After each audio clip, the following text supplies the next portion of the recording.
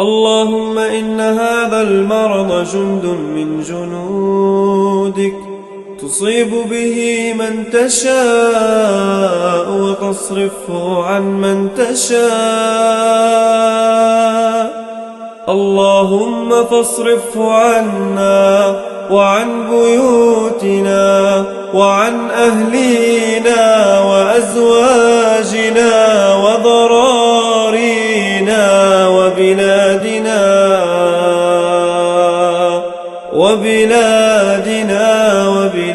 المسلمين. واحفظنا مما نخاف ونحذر، فأنت خير الحافظا